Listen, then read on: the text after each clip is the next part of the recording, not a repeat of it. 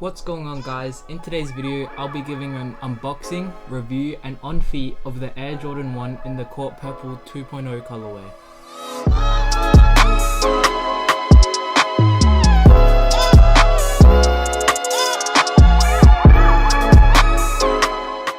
I'd like to say thank you for your support on my Blue Fury dunk video recently. I'll leave that video linked in the description. And also I'd like to give a shout out to my new subscribers. I see you. This pair of Jordan 1s comes in the standard black and red Air Jordan 1 box. The official colorway for this shoe is Court Purple / black-white. Opening up the lid and peeling back the white paper, we have the shoes. The Air Jordan 1 Court Purple originally released back in 2018, except with the bread toe color blocking. Since then, a couple more pairs of Air Jordan 1 lows have released in the Court Purple colorway. On the 11th of April this year, Jordan Brand gave us a 2.0 version of the Air Jordan 1 High Court Purples, this time in the OG Chicago color blocking. This pair retailed for $170 or 230 Australian dollars. Currently, the aftermarket is looking about $100 over retail for most sizes. So I'll definitely recommend pick these up now if you didn't get them for retail, as I do expect them to go up over time. This pair has been one of my most anticipated pairs of shoes to release this year. I missed out on the original release back in 2018, and when I saw these were coming out, I knew I had to have them. The upper of the shoe is completely made of a smooth leather. It is actually quite good quality and quite soft, so I'm sure these will be very comfortable. Now looking at it, actually the toe box is slightly tumbled, as well as the side white panels. Now this shoe has the same color blocking as the shoe that started it all, the Chicago Air Jordan 1s.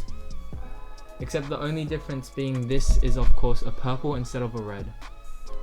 That color blocking does give the shoe a really OG look. I don't know about you, but I'm personally finding it hard to decide which one I like more, this pair or the original pair from 2018. There's something about that original OG color blocking which I really like. We have an embossed Wings logo for this pair, which I'm very happy with. I'm glad they didn't do what they did on the pine greens again and stitched in a patch for the Wings logo instead. I'm not a big fan of that. We have a white tongue for this pair and factory black laces. Moving up on the tongue, we have a leather Nike tab, as opposed to the regular nylon tab.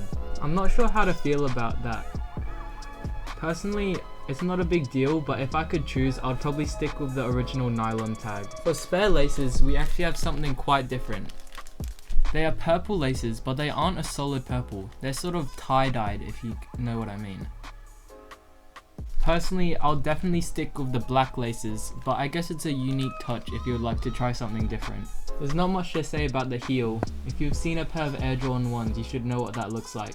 For the midsoles, we just have white midsoles with white stitching. But moving on to the outsoles, we have that beautiful Court Purple outsole. Now there's just one thing left to do. I'm gonna lace these up and throw them on feet for you guys.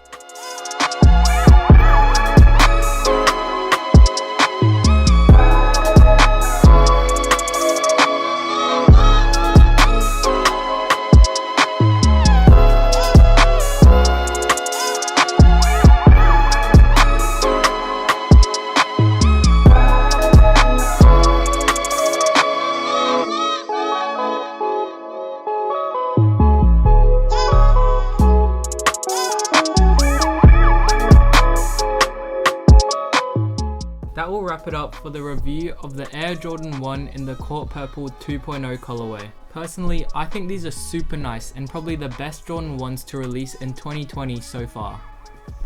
I just love the purple colors and the OG color blocking, as well as the Air Jordan 1 being my favorite shoe silhouette.